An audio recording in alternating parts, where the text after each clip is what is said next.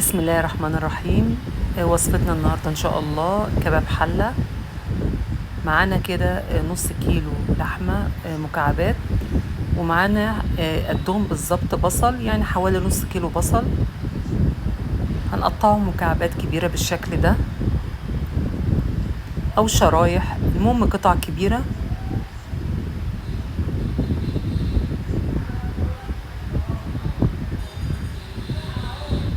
هنضيف على البصل حوالي معلقتين من الزيت، معلقة كبيرة فلفل أسمر، ربع معلقة قرفة، معلقة بابريكا،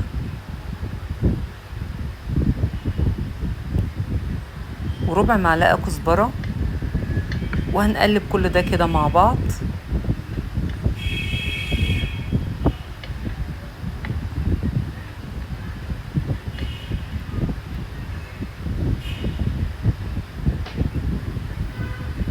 هنحط حلة على النار وهنضيف معلقة زبدة كبيرة،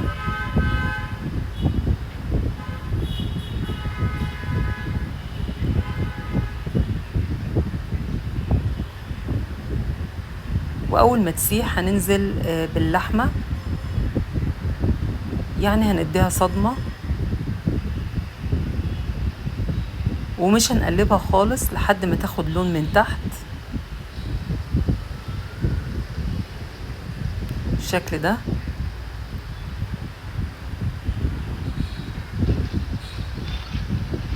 أول ما تحمر من تحت هنبدأ نقلب.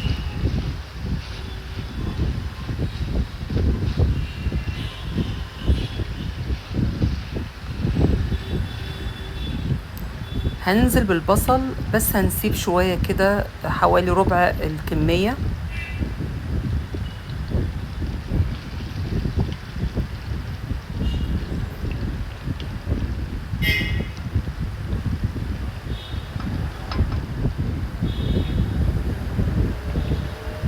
هنقلب اللحمة مع البصل ونشوحهم كده مع بعض لحد ما البصل يدبل شوية.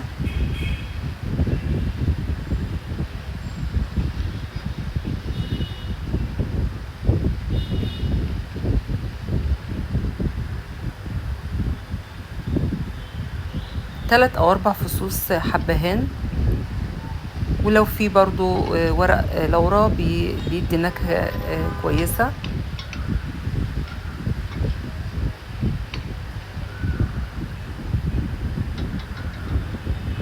هنحط حوالي كوباية مية، ولو احتاجت زيادة بنزود بعد كده، بس كوباية المية كانت كفاية. بنغطي بقى عليها ونهدي النار خالص ونسيبها لحد ما توصل للمرحلة دي. بنلاقي البصل دبل تماما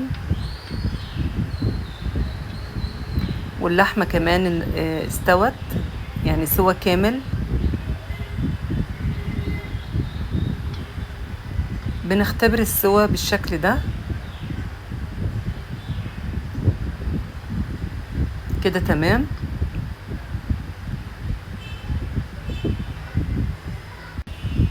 هنظبط بقى الملح بالشكل ده، وممكن نضيف مرقة دجاج لو بتحبيها. دول كمية البصل اللي سبناهم هننزل بيهم على اللحمة، وده اختياري، يعني لو مش بتحبي البصل بلاش الخطوة دي خالص. طبعا البصل هنا هيكون هيتقدم نص سوا، مش سوا كامل. فلو مش عايزة الخطوة دي مفيش اي مشكلة، يدوبك غلوتين كده حوالي 10 دقايق على النار عشان البصل يدبل شوية. هننزل باللحمة في طاجن او صينية، اي حاجة متاحة عندك بالشكل ده، وهندخلها الفرن على اعلى درجة حرارة حوالي بالظبط 10 دقايق او ربع ساعة. ما نكترش قوي عشان اللحمة يكون فيها صوص شوية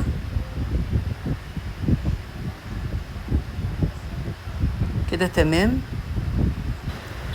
بنقدمها بقى مع رز ابيض او رز بشعرية او رز معمر، اللي موجود أو مكرونة، وممكن كمان بالعيش والسلطة والطحينة. دي كانت وصفتنا النهاردة، يا ريت تكون عجبتكم. بشكركم شكرا جزيلا، والسلام عليكم ورحمة الله وبركاته.